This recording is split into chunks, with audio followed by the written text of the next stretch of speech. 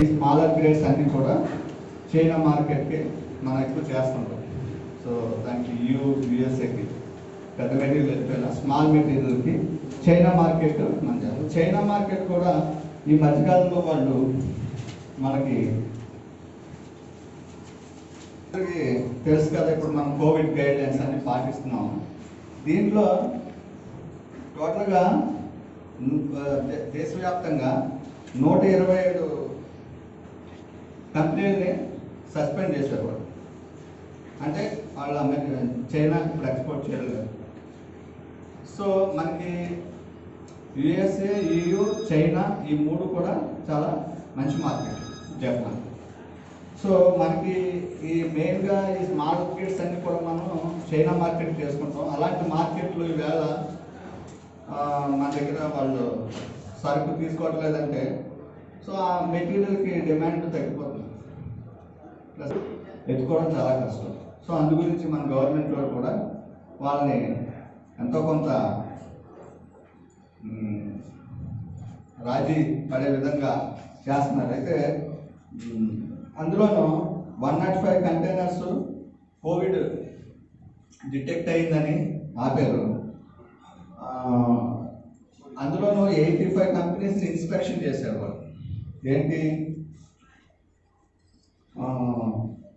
Online inspection.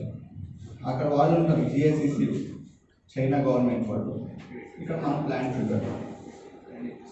85 companies చేస్తే ఇంకా 66 కంపెనీలు ఇన్స్పెక్షన్ చేయాల్సి ఉంది. అయితే 2 ప్లాంట్ని కంప్లీట్గా ఆపేశారు వాళ్ళు చేయడంతో. ఇంకా 6 కంపెనీలు పర్మిషన్ ఇచ్చారు. దాంట్లో మన లిబర్టీ స్టార్ ఎక్స్పోర్ట్స్ అవుతుంది. సో ఈ రకంగా ఏంటంటే అది మనం ఎంత అజాగ్రత్తగా ఉన్నా కూడా ఈ యొక్క కోవిడ్ కంటామినేషన్ అనేది కనపడటం అనేది జరుగుతుంది. కాబట్టి దాని మీద మనం ఈవేళ దాని మీద కూడా మీకు చాలా ప్రికాషన్స్ ఏం తీసుకోవాలి అనేది చెప్తాను. సో ఈరోజు మీకు మధ్యాహ్నం లోపల hygiene, sanitation, post harvest control, loss of post harvest control, మీకు SOP, SSOP ఇవన్నీ చెప్తాను. మీరైతే టైం ఉంటే I will show some videos. మన దగ్గర కొన్ని వీడియోస్ కూడా చూపించగలుగుతాను. అలాగా సబ్జెక్ట్ అంతవరకు కావాలంటే అంతవరకు చేస్తాను. తర్వాత ఏంటంటే మధ్యాహ్నం హ్యాసప్ బేసిక్స్ గురించి మాట్లాడతాను. అవి మీకు ఇంపార్టెంట్ అయినవన్నీ మీరు రాసుకోండి. ఎందుకంటే నేను ఆ రోజు రాస్తున్నాను కాబట్టి ఈరోజు నాకు చూసి చెప్పడానికి అవుతుంది. ఎప్పుడైనా ఖాళీ ఉన్నప్పుడు ఒకసారి చూస్తే ఒకసారి ఇవన్నీ మనకు గుర్తొస్తాయి. ఇదంతా కూడా ఎందుకంటే ప్లాంట్లో ఎంతోమంది వర్కర్స్ ఉంటారు, కొంతమందిని ఇక్కడ పెట్టారు. మీరు నాలెడ్జ్లో ఎంతో అయ్యారు అనుకోండి, మీకు సైంటిఫిక్ నాలెడ్జ్ మీకు ఉంటే మీరు 10 మంది చెప్పగలుగుతారు, అంతే కదా. జ్ఞానం ఉన్నవాళ్ళు ఎక్కువ మాట్లాడతారు, అది తక్కువగా ఉన్నవాళ్ళు సబ్జెక్ట్ లేకపోతే ఏం మాట్లాడరు. సో మీరు మీ యొక్క తోటి వర్కర్స్కి కానీ లేకపోతే కొత్తగా వచ్చే వాళ్ళకి కానీ సూపర్వైజర్స్ వాళ్ళు ఆల్రెడీ కొంత నాలెడ్జ్ వాళ్ళకు ఉంది. కాకపోతే ఏంటంటే మనం సైన్స్ దాని వెనకాల ఉన్న సైంటిఫిక్ బ్యాక్గ్రౌండ్ తెలుసుకోవాలి. తెలుసుకుంటే దాని సీరియస్నెస్ ఏంటో మనకు తెలుసు. సో ఈ విషయాలు ఈవేళ ఈవినింగ్ ఒక హాఫ్ అన్ అవర్ లేట్ అయినా కూడా ఇవన్నీ కవర్ చేస్తాను. నేను కోరుకునేది ఏంటంటే మీలో ప్రతి ఒక్కళ్ళు కూడా మనం చెప్పిన విషయాలు నోట్ చేసుకోండి, గుర్తుపెట్టుకోండి. మీరు 10 మందికి చెప్పాలి. ఎందుకంటే కంపెనీ ఈ ట్రైనింగ్కి మనీ ప్రత్యేకంగా స్పెండ్ చేస్తుంది. ఆ వాల్యూ మీ వర్క్లో మీ సూపర్విజన్లో కనిపించాలి. సో ఇవన్నీ కూడా నాలెడ్జ్. ఈ ట్రైనింగ్స్ ఏంటంటే మనకి నాలెడ్జ్, మనకి ఎప్పుడైతే నాలెడ్జ్ ఉందో మనం ఎక్కడైనా సస్టైన్ అవ్వదు. సో ఈ యొక్క విషయాలు మనం చెప్పడం జరుగుతుంది. సో ఈరోజు మనకి ఈ అవకాశం ఇచ్చిన మన ముఖ్య అతిథి ఆయనే సారే థ్యాంక్స్ చెప్తున్నాను. అలాగే మన కొండలరావు గారు, సూపర్వైజర్స్, అందరూ కూడా జాగ్రత్తగా సబ్జెక్ట్ని నేర్చుకోండి. ఫస్ట్ నేర్చుకుంటే అన్నీ ఆటోమేటిక్గా మన వర్క్లో కనపడతాయి. ఓకేనా? అయితే ఈ వనమిరుయిలు ఏవైతే ఉన్నాయో అవన్నీ కూడా మన దగ్గరికి ఏ కండిషన్లో వస్తున్నాయి? ఏ కండిషన్లో వస్తున్నాయి? మనకి చనిపోయి వస్తున్నాయి. అంటే చెరువులో ఉన్నప్పుడు చక్కగా తిరుగుతుంటే, మీకు అందరికీ తెలుసు అన్ని చెరువుల చుట్టుపక్కల తిరుగుతూ ఉంటే మేతలు వేస్తే తింటే అన్నీ బాగుంటాయి. కానీ అయ్యే రొయ్యలు చనిపోయిన తర్వాత ఏమవుతుంది? రొయ్యలే కాదు, ఏ జంతువు అయినా సరే, మనం కూడా ఎవరైనా సరే, మనం ఈ గాలి పీల్చుకున్నంతసేపు మన రక్తంలో ఆక్సిజన్ అనేది కలుస్తూ ఉంటుంది. దాని ద్వారా మన సెల్స్లో అన్నీ కూడా బయోకెమికల్ యాక్టివిటీస్ కానీ, ఎంజైమ్స్ కానీ ఇవన్నీ దానివల్ల మనం ఆరోగ్యంగా ఉంటాం. ఎప్పుడైతే ఈ ఆక్సిజన్ అనేది మనం లోపలికి ఇవ్వలేదో ఆటోమేటిక్గా మన శరీరంలో ఉన్న ఈ కణజాలం అనేది ఏంటంటే పాడైపోవడం మొదలవుతుంది. దానికి ముఖ్యంగా ఏంటంటే మన జీర్ణాశయంలో ఉన్న ఎంజైమ్స్ కానీ, అదేవిధంగా సూక్ష్మజీవులు కానీ, ఇవన్నీ కూడా వ్యతిరేక దిశలో పనిచేస్తుంటాయి అన్నమాట. అప్పుడు వరకు మన బాడీని ఎంత ఆరోగ్యంగా ఉంచగలిగాయో ఇంకప్పటి నుంచి ఏమవుతుందంటే రివర్స్. ఫైనల్గా ఏంటంటే బ్యాక్టీరియల్ లోడ్స్ లోపల పెరిగిపోతాయి. పెరిగిపోవడం వలన శరీరం కుళ్ళిపోయి వాళ్ళు కలిసిపోయి అంతవరకు కూడా సూక్ష్మజీవులు వదిలిపోయారు. ఎలా అట్లా దర్శనం పనిచేస్తామంటే దాడి చేస్తున్నాం. అయితే ఆ యొక్క పాడైపోవడం మొదలైన దగ్గర నుంచి కూడా చేపలు కానీ, రొయ్యలు కానీ ఇవన్నీ కూడా మనం అవి ఆహారంగా తీసుకోగలమా, తీసుకోలేమా అనేది నిర్ణయించుకుంటూ ఉంటాం. అంతే కదా? మన రిక్వైర్మెంట్స్కి, మన యొక్క అవసరాలకు అనుగుణంగా ఉందా లేదా, క్వాలిటీకి అలా చెప్తారు. క్వాలిటీ అంటే మీ అందరికీ తెలుసు. మీరు క్వాలిటీ చెక్ చేస్తుంటారు. క్వాలిటీ ఎక్కడ చెక్ చేస్తారు మీరు? బట్టలు, చీరలు, డ్రెస్సులు, వాటి క్వాలిటీ మీరు ఎలా చెక్ చేస్తారు తెలుసా? మీరు పెట్టే డబ్బులు బట్టి చెక్ చేస్తారు. అవునా కదా? డబ్బులు ఎక్కువ పెట్టుకుంటే ఇంకా ఎక్కువ నాణ్యత ప్రమాణాలు అట్లా ఉన్నాయా లేవా? 5,000 రూపాయలు చీర, 5,000 రూపాయలు దీనికి పెట్టచ్చా మనం అంటే దాంట్లో ఏమేమి కావాలి ఏంటి అన్నీ కూడా చూస్తారు. అదే 500 రూపాయలు చీర కొన్నారనుకోండి, అప్పుడు అంతా పెద్ద పట్టించుకోరు. ఎందుకు? 500 కదా. అలాగే ఏంటంటే క్వాలిటీ చెక్ చేయాలంటే అది మీకు కట్టుకుంటే కన్వీనియంట్గా ఉండాలి, క్లాత్ ఎక్కువ రోజులు రావాలి. మరి 5,000 10,000 పెట్టి కొనేస్తున్నారు. ఈ రోజుల్లో కొనుక్కుంటున్నారు. 10,000 అంటే మామూలుగా కొనేస్తున్నారండి. సో ఆ యొక్క దాన్ని అది మనకి అన్ని రకాలుగా నచ్చాలి. కలర్ నచ్చాలి, క్లాత్ నచ్చాలి, కంఫర్ట్గా ఉండాలి, ఇంకా ఎక్కువ కాలం రావాలి. ఈ రకంగా ఇవన్నీ కూడా దాంట్లో ఉంటే అలాంటి దాన్ని మనం యాక్సెప్ట్ చేస్తాం, రేట్ ఎక్కువ పెట్టుకుంటాం.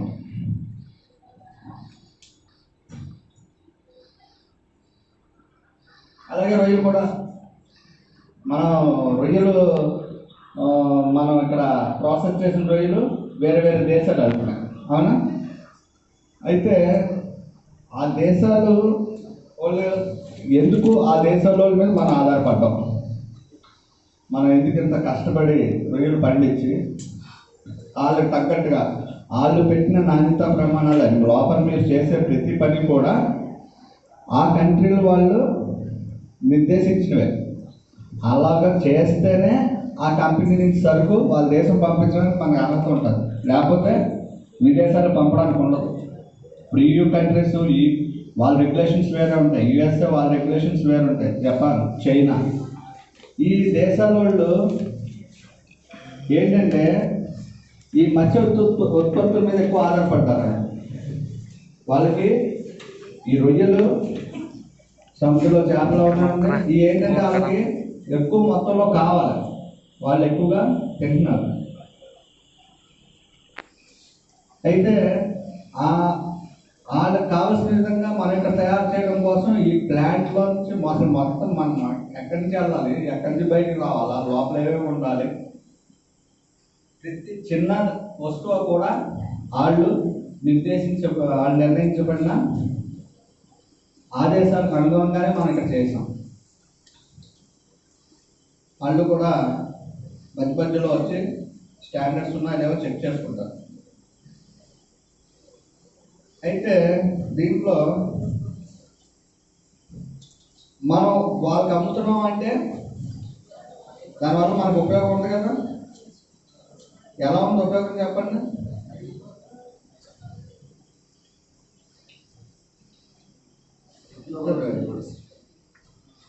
డబ్బు రేట్ ఎక్కువ పెట్టి కొంటున్నారు, అవునా? ఇప్పుడు మనం ఇక్కడ 1000 రూపాయలు పెట్టి రొయ్యలు కొనాలంటే ఎంతమంది కొనుక్కుంటారు? కొనుక్కోలేము కదా. అదే వాళ్ళు సపోజ్ 700, ఇప్పుడే 80 రూపాయలు, $10, వాళ్ళకి 10 రూపాయలు, మనకి 780 రూపాయలు. 780, 800 పెట్టి ఎంతమంది మనం కొనుక్కోగలుగుతాం? కొనుక్కోలేదు. రొయ్యలు మనకి ఇష్టమే, బాగుంటాయి, కానీ మనం కెపాసిటీ తక్కువ, కొనుక్కునే పర్చేజింగ్ కెపాసిటీ తక్కువ, బయింగ్ కెపాసిటీ మనం కొనుక్కోలేము అంత డబ్బులు పెట్టి. ఎప్పుడన్నా ఒకసారి పండగ, చుట్టాలు వచ్చారు, ఇంకోటో అంటే చేస్తాం. అవి కూడా మనం ఎక్స్పోర్ట్ చేసే సైట్ మనం బయట కొందాం, చిన్నగా కొనుక్కుంటాం. దేశీ మార్కెట్ ద్రవ్యం వస్తుంది, వాళ్ళకి $10 కేజీ వచ్చింది అనుకోండి, 10 రూపాయలు మనకి ఏమైనా వస్తుంది ఇక్కడ? ½ రూపాయి కూడా ఇవ్వదు. అయితే వాళ్ళ డబ్బుకి వాల్యూ ఎక్కువ. వాళ్ళది మనది వాళ్ళు $1, $1 అంటాం కదా. $1 మనకి 75 రూపాయలతో సమానం. ఆ డాలర్లో ప్రతి పైసాకి వాళ్ళకి వాల్యూ ఉంది. మనకి పైసాకి వాల్యూ ఉందా? 5 పైసలు వాల్యూ ఉందా? 2 పైసలు వాల్యూ ఉందా? 2 సెంట్స్ దగ్గర కూడా కొన్ని కన్సైన్మెంట్స్ వాళ్ళకి మనకి కుదరకపోతే 2 సెంట్స్ దగ్గర కూడా ఆగిపోతాయి. అంటే ప్రతి సెంట్కి వాళ్ళకి, ప్రతి పైసాకి వాళ్ళకి వాల్యూ ఉంది. అవి ఏంటంటే డెవలప్డ్ కంట్రీస్, మనం డెవలప్ అవుతున్న కంట్రీస్, ఇంకా మనం డెవలప్ అవుతాం, వాళ్ళు డెవలప్డ్ కంట్రీస్. సో అలాంటి దేశాల వాళ్ళు మన దగ్గర కొనడం వలన మనకి విదేశీ మార్కెట్ ఎక్కువ వస్తుంది. దాని ద్వారా మనం ఇక్కడ రైతుకి మంచి రేట్ ఇవ్వచ్చు. వాళ్ళు డబ్బులు పెట్టి పండిస్తున్నారు కదా, అది మంచి రేట్ ఇవ్వచ్చు. అలాగే మనకి జీవనోపాధి, ఇలాంటి కంపెనీలన్నీ ఉన్నాయి కాబట్టి ఒక డిపార్ట్మెంట్, కొనేవాళ్ళు, అమ్మేవాళ్ళు, ఫీడ్ సేల్స్ చేసేవాళ్ళు, మెడిసిన్స్ అమ్మేవాళ్ళు. చూడండి ఈ వ్యవస్థ మీద ఎంతమంది ఆధారపడి బతుకుతున్నారు. సో వీళ్ళందరి యొక్క లైవ్లీహుడ్డే కాకుండా మన దేశానికి విదేశీ మార్కెట్ ఎక్కువ వస్తుంది. మనం ఎక్కువ విదేశాలను తెప్పించుకుంటున్నాం అనుకోండి, మనం డెవలప్ అయినట్టు.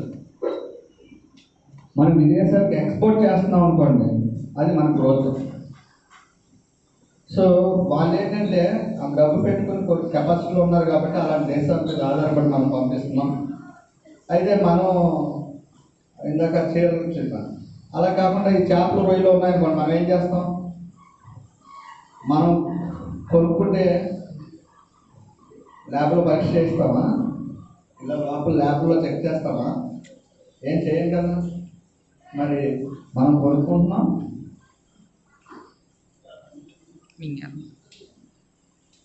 మనం ముఖ్యంగా బాహ్య లక్షణాలు చూసి, లేకపోతే టేస్ట్ చేసాం, లేకపోతే అట్లా స్మెల్ని బట్టో అట్లా గట్టిగా ఉన్నాయా మెత్తగా ఉన్నాయా బాగుందా కంట గట్టిగా ఉందా లేదా ఇవన్నీ చూసి మనం ఈ ఈ చేపలు అయితే ఏమో గెలిచి చూస్తారు గొప్పలు ఎర్రగా ఉన్నాయి లేదా ఇవన్నీ మనం బాహ్య లక్షణాలు చూసి కొనుక్కుంటున్నాం అంతే కదమ్మా. అంతేగాని లోపల ఏముందో ఎంత బ్యాక్టీరియా ఉంది ఏమైనా పెస్టిసైడ్స్ ఉన్నాయా ఇన్సెక్టిసైడ్స్ ఉన్నాయా ఇవన్నీ చూసి మనం కొనట్లేదు. ఎందుకు మనం కొనుక్కుంటాం మధ్యాహ్నం తినేస్తాం మిగిలితే సాయంత్రం కూడా తినేస్తాం అవ్వగా అయిపోయింది. ఏముండదు బ్యాలెన్స్ నెక్స్ట్ డేకి ఏముండదు. అంటే మనం అట్లా స్టోర్ చేయట్లేదు. ఎప్పుడు ఈ జాగ్రత్తలన్నీ కావాలి అట్లా మనం ఈవేళ వచ్చిన రోజులు ప్రాసెస్ అయ్యి ప్రొడక్షన్ చేసి ఎక్స్పోర్ట్ అయ్యి వాళ్ళు రీచ్ అయ్యి అక్కడి నుంచి సూపర్ మార్కెట్స్కి వెళ్ళడానికి కనీసం 2 నెలలు టైం, మినిమం 2 నెలలు, 2 నెలల నుంచి 6 నెలలు 8 నెలలు. మన షెల్ఫ్ లైఫ్ 12 months అని ఇప్పుడు 2 years. 2 సంవత్సరాలు సరుకు పాడవదు తినడానికి పని చేస్తుందని మనం గవర్నమెంట్ మనం గ్యారెంటీ ఇస్తున్నాం. అంటే ఇందులో ఏమాత్రం సూక్ష్మజీవులు కానీ ఇవి కానీ అవి కానీ ఉన్నాయంటే మెటీరియల్ అక్కడ తినడానికి పనిచేయకుండా అయిపోతుంది. సో అందువల్ల మనం వాళ్ళు చేసిన మనం తిన్నట్టుగా మనం కొనుక్కున్నట్టుగా వాళ్ళకే ఆ టెస్ట్లన్నీ చేసిన పెట్టి వాళ్ళకి పంపించాల్సి వస్తుంది. సో ఎవరికైనా సరే పాడైపోయి తినేస్తే ఏమవుతుంది? వాంతులు విరోచనాలు జ్వరాలు రకరకాలు.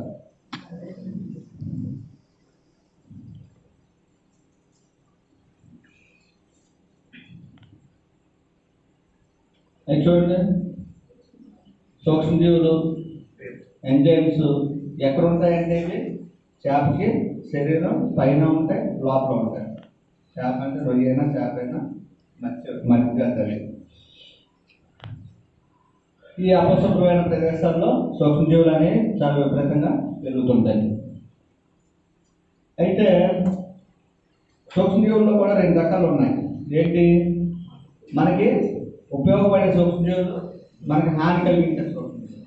ఏమన్నా ఉపయోగపడే సూక్ష్మజీవులు మన శరీరంలో ఉంటాయి. వాటి వల్ల ఏంటి? మనకి మన తిన్నది అరుగుతుంది, పెరిగి ఎత్తుకేసుకుంటున్నాం, బ్యాక్టీరియా ఉంటుంది దాంట్లో. ప్రోబయోటిక్ అంటే మనకి ఉపయోగపడే బ్యాక్టీరియాలు ఉంటున్నాయి దాంట్లో. అయితే మన శరీరంలో మనకి ఉపయోగపడే బ్యాక్టీరియాలు ఉన్నాయి, హాని కలిగించే బ్యాక్టీరియాలు. హాని కలిగించే బ్యాక్టీరియాలు అంటే మనకు తెలుసు కదా మన రోగాలన్నింటికి వాళ్ళ సూక్ష్మజీవులు కారణాలు. అయితే ఈ సూక్ష్మజీవులు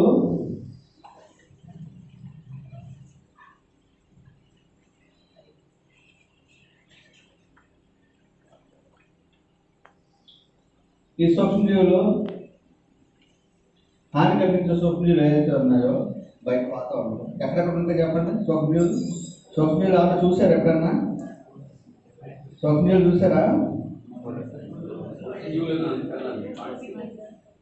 సూక్ష్మ అంటే అతి చిన్నదే, మన కంటికి కనిపించదు.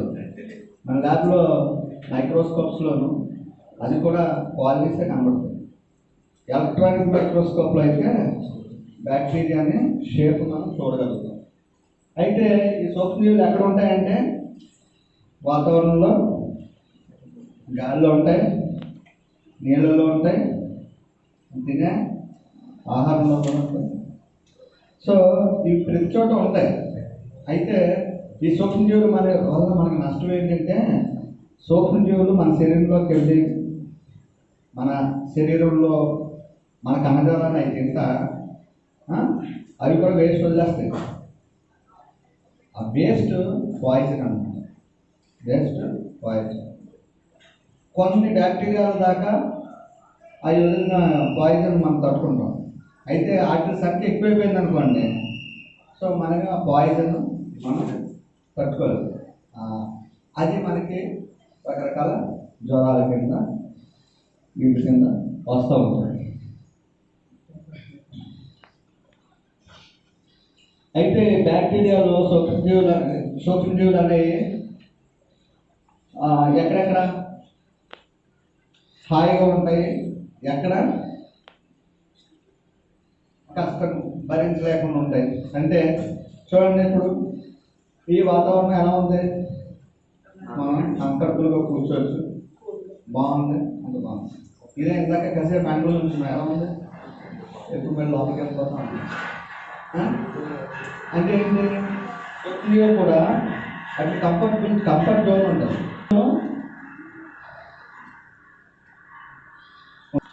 అలాగని బాగా వేడిలోనూ బతకలేదు.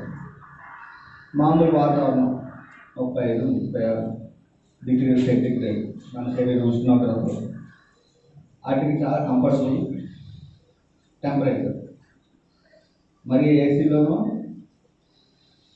కూలింగ్లోనూ బతకం, అలాగని బాగా వేడిలోనూ బతకం. సో ఈ సూక్ష్మజీవులు అనేవి ఏ విధంగా వస్తాయంటే,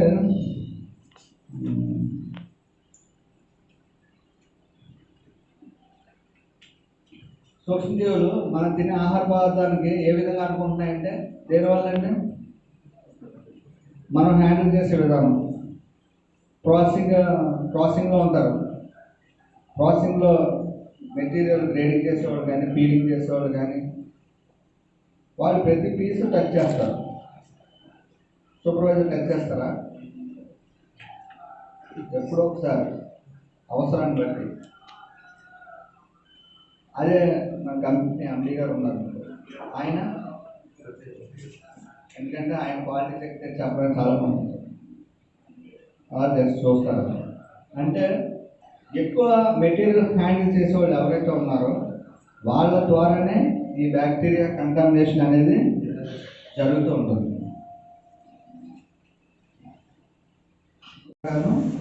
శుభ్రంగా ఉండాలి.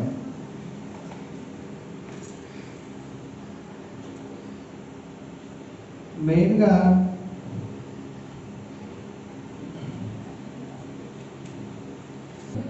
చాలా రకాల హైజీన్ గురించి. అంటే హైజీన్ అంటే ఏంటి,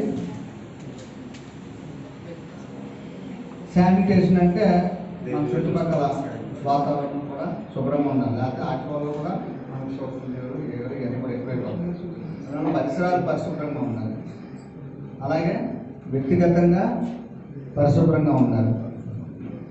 శుభ్రం చేసి క్లీనింగ్ ఉంది. క్లీనింగ్ అంటే ఏంటి, చేతులు క్లీన్ చేసుకోమన్నారు అనుకోండి, హ్యాండ్ వాష్ చేసుకోమన్నారు.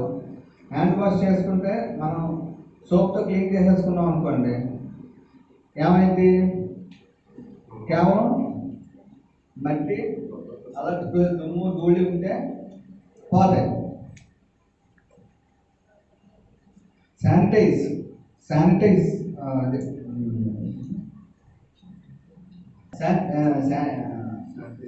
వచ్చాయి కదా,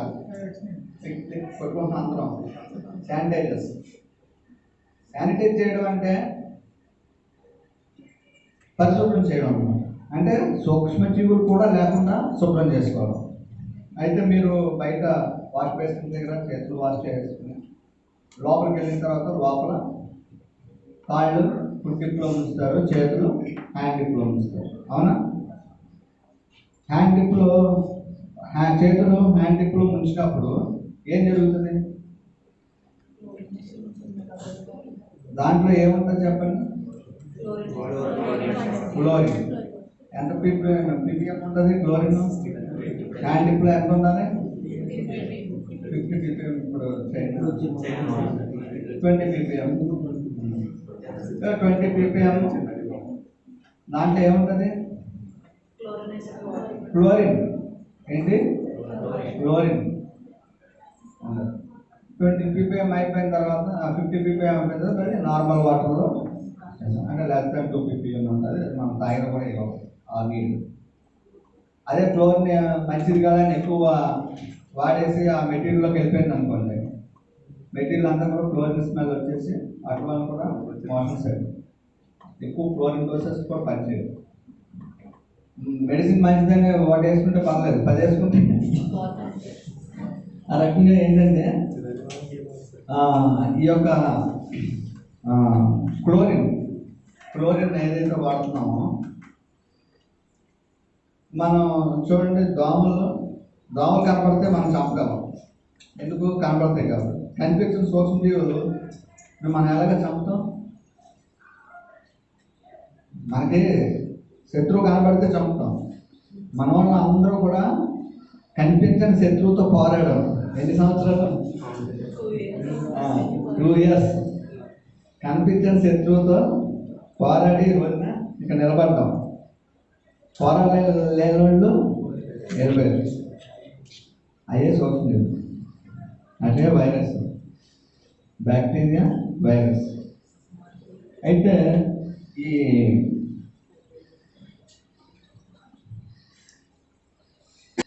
చూడండి, మనకి ఇప్పుడు మన బయట ఒక పౌడర్ చల్లుతారు. ఏంటది? దాంట్లో ఏముంటుందంటే క్లోరిన్ ఉంటుంది, కానీ పౌడర్ ఫామ్లో ఉంటుంది. క్లోరిన్ పౌడర్ ఫామ్లో ఉంటుంది, లిక్విడ్ ఫామ్లో ఉంటుంది. అదేవిధంగా గ్యాస్, క్లోరిన్ గ్యాస్ కూడా ఉంటుంది. సో ఈ లిక్విడ్ ఫామ్ అంటే ద్రవణ లిక్విడ్గా ఉన్నది మనం లోపల వాడతాం, పౌడర్ది బయట వాడతాం. అక్కడ ఇక్కడ కూడా సర్కస్ ఒకటే. సూక్ష్మజీవుల్ని చంపే గుణం క్లోరిన్కి ఉంది. ఏంటమ్మా? క్లోరిన్ చంపే గుణం దేనికి ఉంది? క్లోరిన్కి ఉంది. అందువల్ల క్లోరిన్ మనం రెగ్యులర్గా ఫుడ్ ఇండస్ట్రీలో వాడుతున్నాం. అది కూడా పర్టికులర్ మోతాదులోనే వాడాలి. ఎక్కువ వాడితే మళ్ళీ దానివల్ల మనకు నష్టం.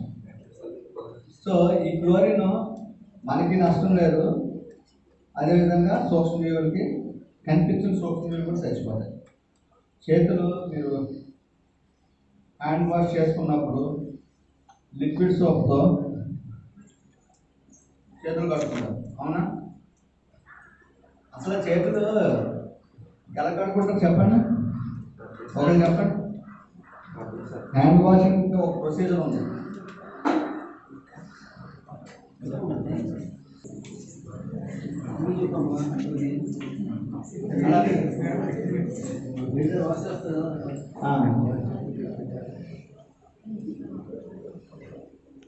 ఇంతవరకు చేతులు వాష్ చేసుకుంటాం.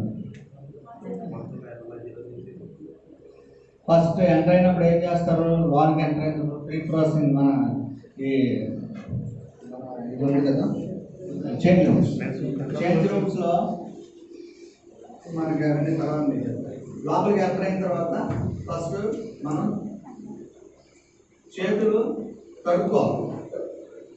ఏంటి? చేతులు కడుక్కోవాలి. తర్వాత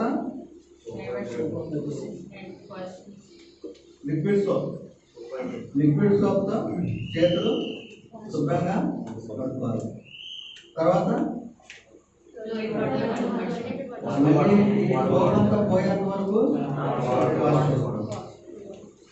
అక్కడికి మనం చేతుల్ని మనకి కనిపించే మురికి ఇక్కడికి ఇలాంటివి ఏమంటే క్లీన్ అవ్వడం వరకే. అన్నం తినే ముందు చేకడుకుంటాం. ఎందుకంటే మన చేతిలో ఉన్న మురికి మళ్ళీ మన నోట్లోకి వెళ్తాం. అదే డెటాల్ సోప్తో కడుక్కుంటే సోప్లు కూడా చచ్చిపోతాయి. అది మన నార్మల్ సోప్తో కడుక్కుంటే దుమ్ము ధూళి మురికి పోతాయి అన్నమాట. చెప్పమ్మా.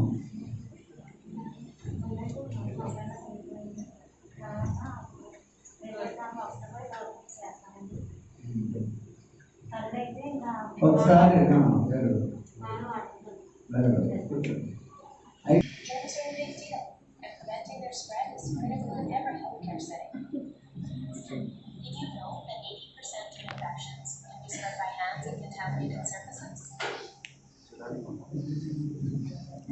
శాతం ఇన్ఫెక్షన్స్ మనకి ఏవైతే వస్తున్నాయో ఇవన్నీ కూడా చేతులు అపరిశుభ్రంగా ఉంచుకోవడం వల్ల వస్తున్నాయంట. 80% రోగాలు వచ్చే కారణం ఏంటంటే చేతుల్లోనే మనం అశుభ్రంగా ఉంచుకోకపోవడం.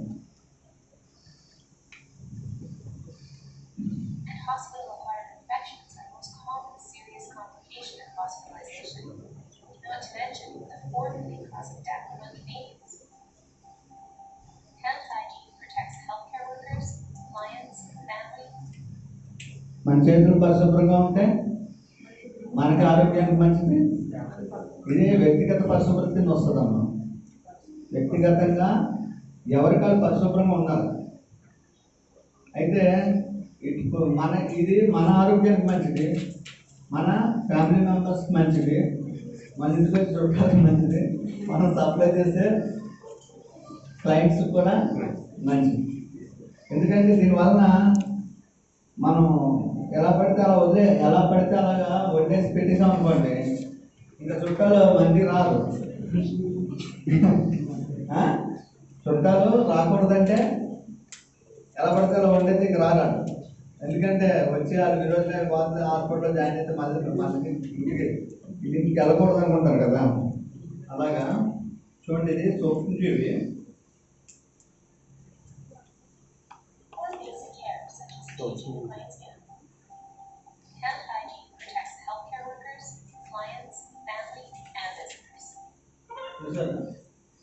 ఒక్క సూక్ష్మజీవి ఒకటే కామన్. దానికి అనుకూలమైన వాతావరణంలో 170,000 సూక్ష్మజీవులు లేకపోతాయి. ఉదయం సాయంత్రం లోపల వదిలేసామంటే అది 170,000 సూక్ష్మజీవులు అయిపోతాయి. అంటే చూడండి, అది 1, 2, 2, 4 అలాగా పెరిగిపోతూ ఉంటాయి. అంతే.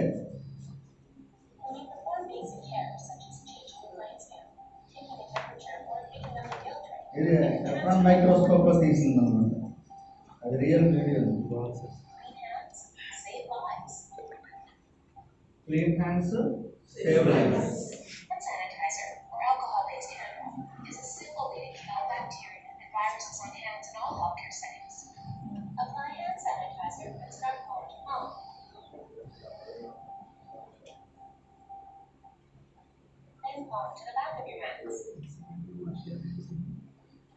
చూడండి, ఆ hand washing procedure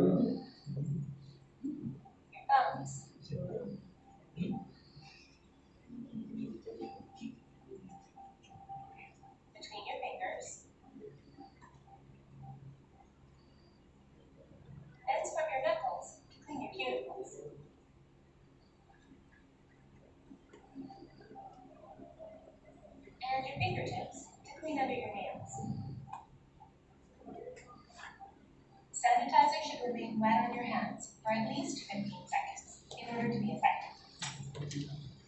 Though hand sanitizer is effective most of the time, hand washing with soap and water is necessary after using the washer, before preparing food, anytime hands are visibly soiled, and when in contact with select microorganisms such as C. difficile. Use rubbing, rinsing, and drying all work together to remove germs. Turn on the tap and wet your hands. First చేతులు కడుక్కోవాలి. Use plain liquid soap. తర్వాత liquid soap. Scrub palm to palm. Then palm to the back of your hands. Your thumbs. Between your fingers. Then scrub your knuckles between your cuticles. And your fingertips to clean out your nails. Remember to scrub for a full 15 seconds before rinsing off the soap. Then dry your hands well with a paper towel. And use that paper towel to turn off the taps and to open the door. It's important to dry your hands well. Damp hands spread 1,000 times more germs than dry hands. Never mention.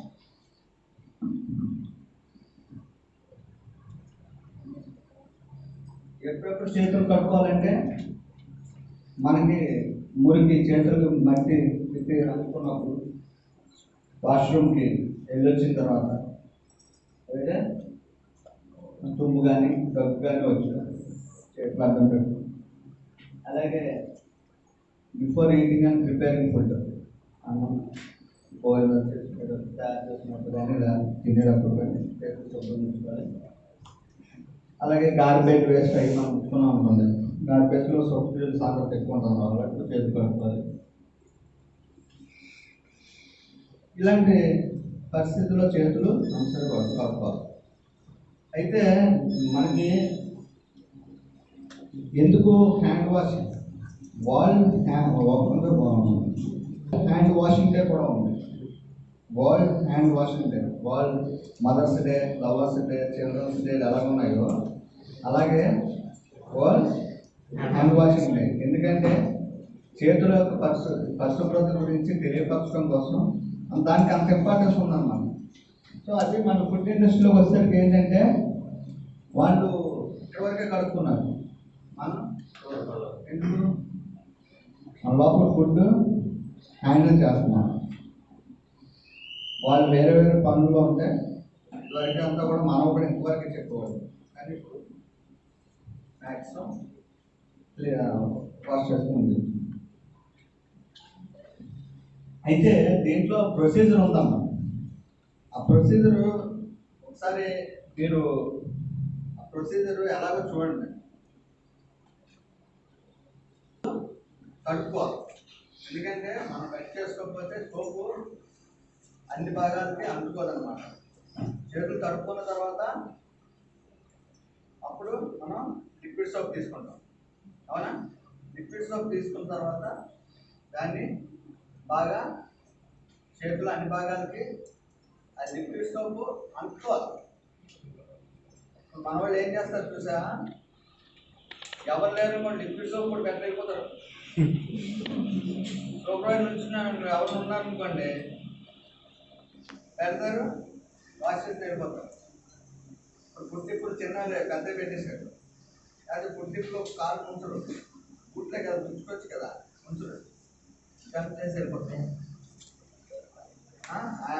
అలాగా ఈ చేతులు శుభ్రం చేసుకోవడానికి చూడండి, first అలా చేసిన తర్వాత first ఇక్కడ సోప్ అప్లై చేయాలి, బాగా నువ్వు వచ్చారు. తర్వాత వాళ్ళు ఏం చేశారు, వెనకాల పడుతున్నారు, అవునా? తర్వాత ఎందుకు చెప్పండి, చూడండి మన సోప్ ఇలా పెట్టుకుంటామా, ఇలా అన్నప్పుడు ఈ బొట్టనేలు సోప్ అంటుకోదు, ఈ బొట్టనేలు కింద ఉంటుంది, అందువల్ల ఈ వేలు సెపరేట్గా తోముకోవాలి. ఇది అయిపోయిన తర్వాత వేళ్ళు మధ్యలో, తర్వాత ముడుకులు, తర్వాత ఇవి మనకి బ్రష్లు పెడతారు. బ్రష్ అంటే మన పెంపులో సోప్ అంతవరకు మంచి నీటిలో మళ్ళీ కరెక్ట్. అంటే దీనికి మన ఎంత టైం అంటే ఒక 15 నుంచి 20 నిమిషాలు ఈ సోప్ మనం చేసుకుంటే చాలు. అంతేగాని సార్ ఏదో ప్రొసీజర్ చెప్పారని అక్కడ బాగుంటే అరగంట టైం పాస్ చేయకండి. అది చేయడానికి అంతకన్నా ఎక్కువ టైం పట్టదు. మనం ఇలా సోప్ పెట్టి ఇలా చేసి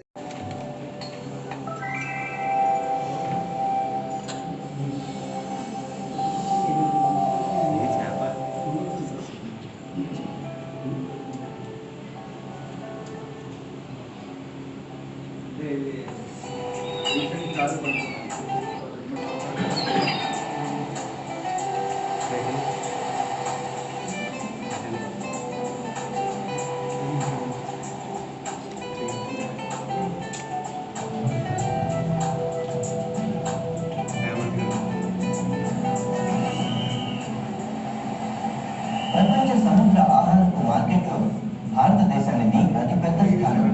దేశానికి పెద్ద ఎత్తున విదేశీ ద్రవ్యం ఆర్జిస్తున్న వాటిలో సముద్ర ఆహారానికి పెద్ద భాగం ఉంది. సముద్ర ఆహారపు ఎగుమతుల్లో భారతదేశం 2012-13 సంవత్సరంలో 18,856 కోట్లు సంపాదించింది. పనిచేస్తున్న వారందరూ అది ఫిషింగ్ వెసల్స్, హార్బర్ల వద్ద,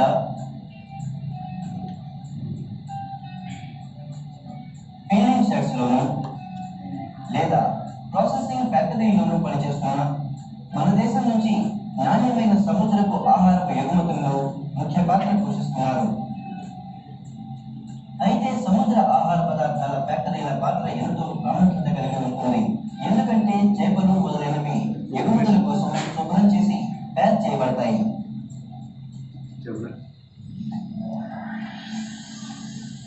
భారతదేశం యొక్క తూర్పు పడమర తీర ప్రాంతాల్లో మనకి 350 కంటే ఎక్కువ సముద్ర ఆహారం ఫ్యాక్టరీలు ఉన్నాయి.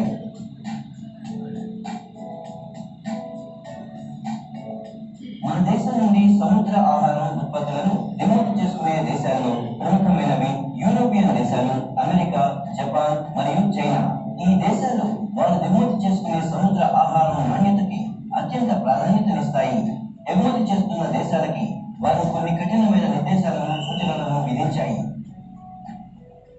విదేశీ ద్రవ్యం సంపాదించడానికి ఈ దేశాలకు సముద్ర ఆహారాన్ని ఎగుమతి చేయడంలో అంతర్జాతీయ నాణ్యతకు తగినట్లుగా ఈ పద్ధతులను మరింత ఖచ్చితంగా పాటించాల్సి ఉంటుంది. సులభంగా పాడవగల పదార్థాలలో చేప కూడా ఒకటి. సముద్రంలో పట్టుకున్నప్పటి నుంచి భోజనం బలపైకి వచ్చేదాకా దీని నాణ్యతను కాపాడడానికి చాలా జాగ్రత్తలు పాటించాల్సి ఉంటుంది. ఈ పరిశ్రమ నిలకడగా ఉండగలగాలంటే మన దేశం నుండి నాణ్యత కలిగిన సముద్రపు ఆహారం తయారు చేసి ఎగుమతి చేయగలగాలి. సముద్రపు ఉత్పత్తులు దిగుమతి చేసుకుంటున్న దేశాల ద్వారా తిరస్కరించబడడానికి కారణం సాధారణంగా వాటిలో ఉండే అవశేషాలైన ఉప్పు, దోగల, ప్రమాదకరమైన సాల్మొనెల్లా, విబ్రియో వంటి మైక్రోబ్స్ ఉండడం, నిషేధించబడిన యాంటీబయాటిక్స్, క్రిమిసంహారక మందులు మనం ఎగుమతి చేస్తున్న ఉత్పత్తుల్లో ఉండడంగా ఉంటుంది. ఉప్పు, దోగల సముద్రపు ఆహార పదార్థంలో వ్యర్థానికి అర్థం తయారీలో చేరిన బయటి వ్యర్థ పదార్థంగా చెప్పవచ్చును. వీటిలో క్రిమికీటకాదులు, వాటి తునకలు, పెంకులు, మలం యొక్క అవశేషాలు, ఎలుకల వెంట్రుకలు, ఇంకా ఈకల ముక్కలు వంటివి ఉంటాయి. ఇటువంటి చెత్తలను పూర్తిగా పోయేలా చూడాలి. ప్రాసెసింగ్ విధానంలో సముద్రపు ఆహార వస్తువులని బాగా శుభ్రపరిచి భద్రపరచడం, ప్యాకింగ్ చేసి ఎగుమతి కోసం సిద్ధం చేయడం చేయాలి. ఇప్పుడు పియూడి రొయ్యలను ఫ్యాక్టరీలో తుక్కు దోగరా తీసేయడానికి ఎలా శుభ్రం చేస్తారో చూద్దాం. సాధారణంగా ఈ రొయ్యల్లో కనబడే తుక్కు, రొయ్యల ముక్కలు వాటికి సంబంధించినవి. ఇతర వ్యర్థ పదార్థాలు, గబ్బలు వంటివి అయి ఉంటాయి. సరిగ్గా శుభ్రం చేసి పద్ధతుల ద్వారా వీటిని తొలగించడం జరుగుతుంది. ఈ ప్రక్రియను మురికిని తొలగించే ప్రక్రియ అంటారు. తుక్కు శుభ్రం చేసే యంత్రాలను కూడా వాడవచ్చును. వాటిని తుక్కు పూర్తిగా పోయిందని నిర్ధారించుకోవడానికి మరోసారి పరీక్షిస్తారు. తుక్కు పూర్తిగా తొలగిపోయిందని నిర్ధారించుకున్నాక మిగతా ప్రాసెసింగ్ మరియు ప్యాకింగ్ కోసం పంపుతారు. చల్లబరిచే యంత్రంలో శుభ్రం చేస్తున్నప్పుడు సరిపడేలాగా చల్లని నీళ్లు వాటి మీద పోస్తూ ఉంటారు. అప్పుడే రొయ్యలను ప్యాక్ చేస్తున్న ఆడపిల్లలు వాటిని అతి శుభ్రంగా కడగగలుగుతారు. ఇంతగా శుభ్రం చేసిన తర్వాత కూడా ఇంకా ఏమైనా తుక్కు మిగిలి ఉంటే వాటిని ప్రాసెసింగ్ లైన్ లో శుభ్రం చేస్తారు. దీనికోసం తగినంత మంది వర్కర్లను ప్రాసెసింగ్ లైన్ లో నియమించాలి. సరిగా శుభ్రం చేయలేకపోవడం, శుభ్రం చేసే పనిని వేగవంతం చేయడం వల్లనే తుక్కు మిగిలిపోయే సమస్య ఎదురవుతుంది.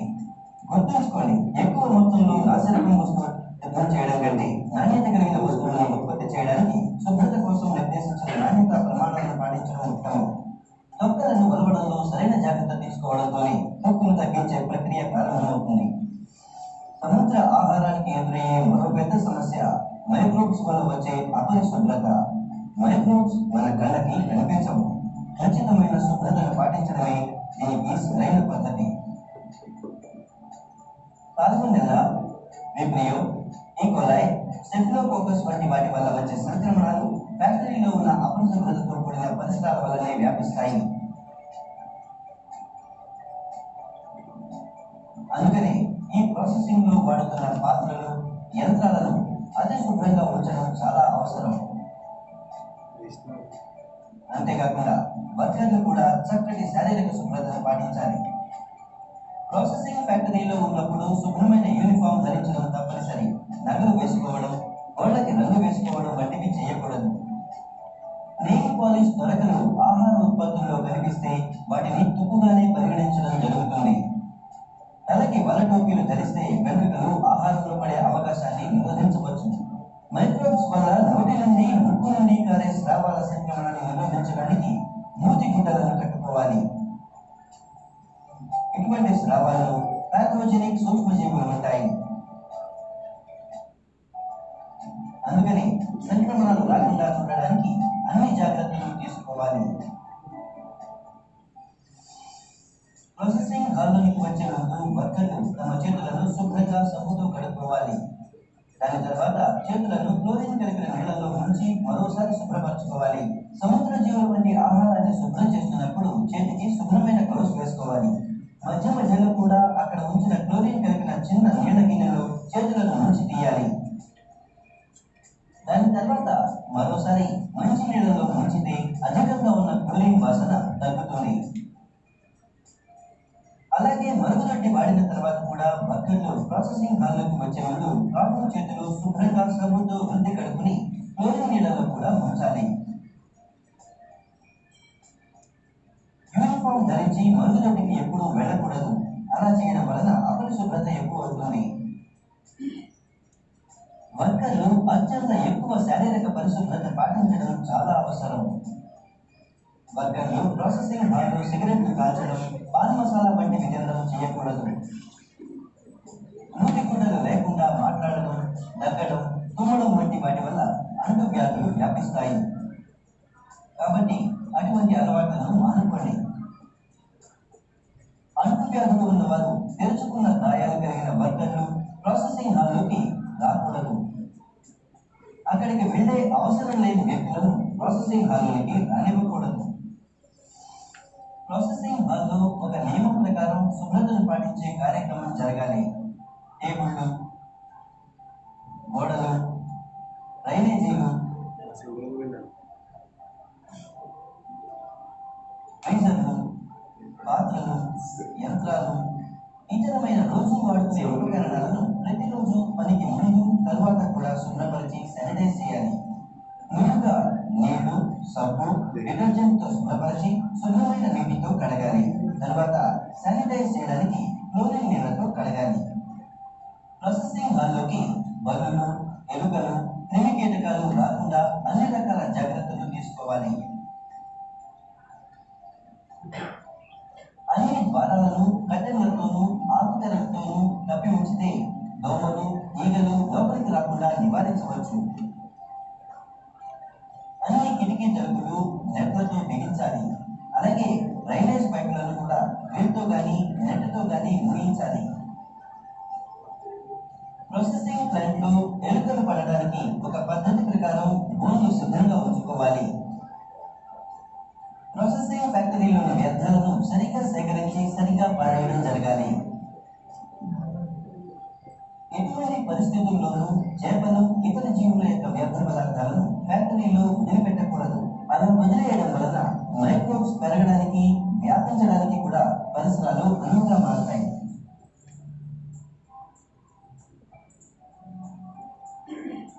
మంచు గడ్డలను అధిక మోతాదులో చేపలు, రొయ్యలను నిల్వ ఉంచడానికి వాడాలి. ప్రాసెసింగ్ ఫ్యాక్టరీలో వాడే నీళ్లు శుభ్రంగా సూక్ష్మజీవులు లేకుండా ఉండాలి. నీళ్ళని వాటర్ ట్రీట్మెంట్ ప్లాంట్ ద్వారా పారించి క్లోరిన్తో శుభ్రం చేయించాలి. నీళ్ల ట్యాంకులను ఎప్పటికప్పుడు శుభ్రం చేయిస్తూ వాటి రికార్డు కూడా ఉంచాలి. వ్యర్థాలను ట్రీట్ చేసే ప్రాసెసింగ్ ప్లాంట్ను ఫ్యాక్టరీ ఆవరణలోనే నిర్వహించాలి. ప్రాసెసింగ్ హాల్లోకి రాబోయే ముందుగా వర్కర్ల శారీరక శుభ్రతను, ఆరోగ్యాన్ని నియమంగా ఎంట్రీ ద్వారం వద్దనే చెక్ చేయాలి. వర్కర్లు ఎవరికి కూడా కోతలు, గాయాలు, పుళ్ళు, కాలిన బొబ్బలు వంటివి లేకుండా చూసుకోవాలి. డాక్టర్లతో నియమంగా ఆరోగ్య పరీక్షలు చేయిస్తూ వాళ్ళు ఆరోగ్యంగా ఉండేలా చూసుకోవాలి. సముద్ర ఆహారాన్ని ప్రాసెస్ చేసే చోట నిర్దేశించిన నాణ్యతా ప్రమాణాలను మాత్రమే పాటించేలా జాగ్రత్త తీసుకోవాలి. ఉత్పత్తిని పెంచడానికి సులభంగా అయిపోయే పద్ధతులను ఎంచుకోవడం వలన చివరికి నష్టమే జరుగుతుంది. ఫ్యాక్టరీలో తయారవుతున్న పదార్థాలను ప్రయోగశాలలో నియమిత రూపంలో పరిశీలిస్తూ నాణ్యతను కాపాడుకోవాలి. నాసిరకం ముడి సరుకును ఎప్పుడూ ప్రాసెస్ చేసే ప్రయత్నం చేయకూడదు. ముడి సరుకును ఫ్యాక్టరీలోకి తెచ్చే డబ్బాలను శుభ్రంగా ఉంచుతూ ఎప్పటికప్పుడు శానిటైజ్ చేయడం కూడా ఖచ్చితంగా ప్రతిరోజు పాటించాలి. ఫ్రీజర్లు, చల్లబరిచే గదుల్లోని ఉష్ణోగ్రతలను తరచూ పరిశీలిస్తూ ఉండాలి. అవి చక్కగా పనిచేసేందుకు వాటి నిర్వహణలో ఎటువంటి లోపం లేకుండా జాగ్రత్త పడాలి.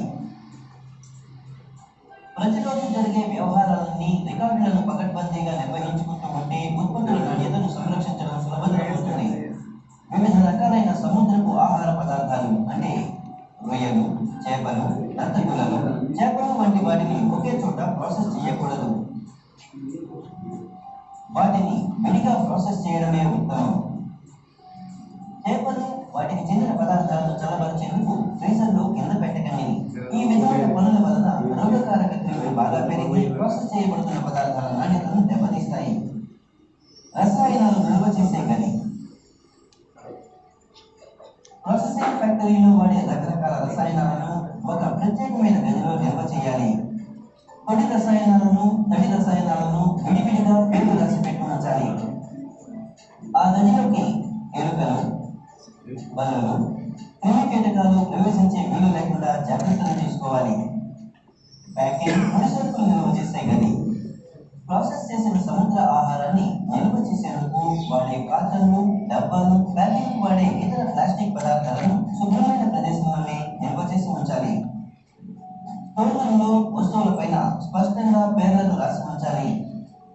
ఎలుకలు, బల్లులు, సాలీళ్లు, ఇతర కీటకాలు ఈ స్టోర్లోకి రాకుండా అన్ని జాగ్రత్తలు తీసుకోవాలి. Cold store, chill room. Process చేయాల్సిన వస్తువులను చిల్ రూమ్ లో ఉంచాలి. చిల్ రూమ్ లో ఉష్ణోగ్రత 0 డిగ్రీల సెంటీగ్రేడ్ నుండి 4 డిగ్రీల సెంటీగ్రేడ్ దాకా ఉండేలా చూసుకోవాలి. చేపలను వాటికి సంబంధించిన పదార్థాలను ప్రాసెస్ చేసిన తర్వాత ప్యాక్ చేసి కోల్డ్ స్టోర్ లో ఉంచుతారు. కోల్డ్ స్టోర్ లో రూమ్ లో కూడా అన్ని వస్తువులను నిల్వ చేయడంలోనూ అతి శుభ్రత పాటించాలి. ప్యాక్ చేసిన పదార్థాలను సగం తెరిచి అలా వదిలేయకూడదు. కోల్డ్ స్టోర్ ఉష్ణోగ్రత ఎప్పుడు అతి ఎక్కువగానే అంటే -18 డిగ్రీల సెంటీగ్రేడ్ ఉంచాలి. ప్యాక్ చేసిన వస్తువులను బయట వదిలేయకూడదు. అలా చేయడం వలన వాటిలో ఉష్ణోగ్రత పెరిగి వస్తువులు పాడయ్యే అవకాశం ఉంటుంది. ప్రాసెసింగ్ ఫ్యాక్టరీలకు ప్రవేశించే వాహనాలు కూడా క్రిమికీటకాదులు లేకుండా బాగా శుభ్రంగా ఉంచాలి. వాహనాల టైర్లను ఫ్యాక్టరీ ముఖద్వారం వద్దనే కడిగే ఏర్పాటు ఉండాలి.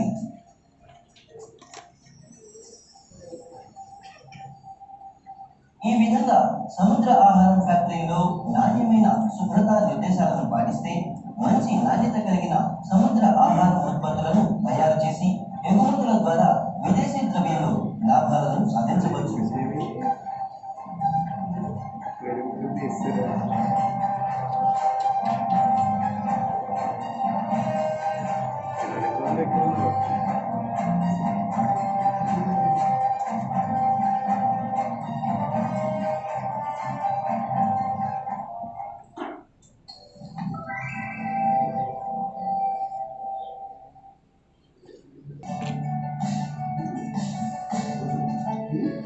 అవునా కాదు?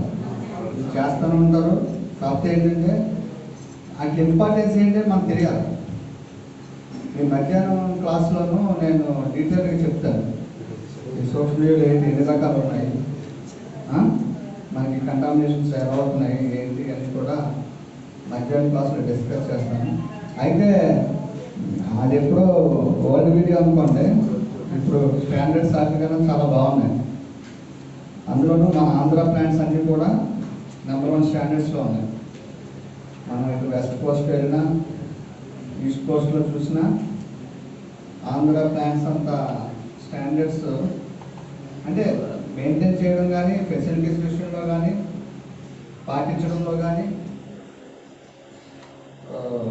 అందువల్లనే ఆక్వాకల్చర్లో ఆంధ్ర #1, అలాగే ఎగుమతుల్లో కూడా #1. అన్ని రాష్ట్రాల కన్నా మన రాష్ట్రమే ఆక్వా ఎక్స్పోర్ట్స్ ఎక్కువ ఎగుమతి అవుతాయి. అదేవిధంగా ప్రొడక్షన్ కూడా మన ఏపీలోనే ఎక్కువ. అందువల్లనే మనకి కంపెనీస్ పెరిగాయి.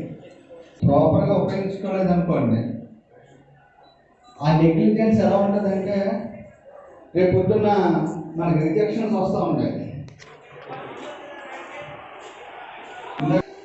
అలాగే యూరోప్ యూనియన్ వాళ్ళు ఉన్నారు, వాళ్ళకి ఇంకా ఎక్కువ స్టాండర్డ్స్ కావాలి. అదే మీకు చైనా చెప్పాను, చైనా స్మాల్ గ్రేడ్స్ అన్నీ కూడా చైనా #1 మార్కెట్. ఇప్పుడు మనం చెరువు పడ్డామంటే అన్ని రకాలు వస్తాయి కదా, మీరు గ్రేడింగ్ చేస్తూ ఉంటారు. ఆ స్మాల్ మెటీరియల్ అంతా అది కూడా ఎక్స్పోర్ట్ అవ్వాలి. ఎక్స్పోర్ట్ అంటే మన ఫారిన్ కరెన్సీ రావాలంటే ఎక్స్పోర్ట్ చేసుకోవాలి. సో అది కొనే కంట్రీస్ కొన్ని ఉన్నాయి. అలాగే జపాన్ ఉన్నారనుకోండి, జపాన్ వాళ్ళు కూడా కొన్ని రకాల గ్రేడ్స్ వాళ్ళు కూడా ఆర్డర్ ఇస్తారు, వాళ్ళు మిక్స్ ఇస్తారు. సో ఈ 4 దేశాలకి మనం ఎగుమతి చేస్తాము మెయిన్గా. ఇంకా తైవాన్, థాయిలాండ్, వియత్నాం ఇది కూడా ఒక్కొక్కటి 2 కంటైనర్ చేస్తున్నారు. అది పెద్ద ఎక్కువ మొత్తం కాదు.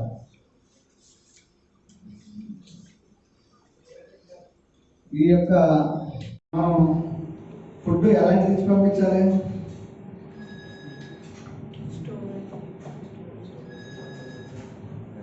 హై క్వాలిటీ ఫుడ్ పంపాలి. హై క్వాలిటీ ఫుడ్ అది తిని ఆయనకి అక్కడ ఏం రాకూడదు. వచ్చిందంటే వెనక్కి వచ్చే పని ఉండదు. ఎందుకు? మనకి ఏదైనా వస్తే వెంటనే మా మనుషుల కంటే ఎక్కువ హాస్పిటల్స్ ఉన్నాయి. హాస్పిటల్కి వెళ్ళిపోతాం. వాళ్ళు ఎక్కడికి వెళ్తారు?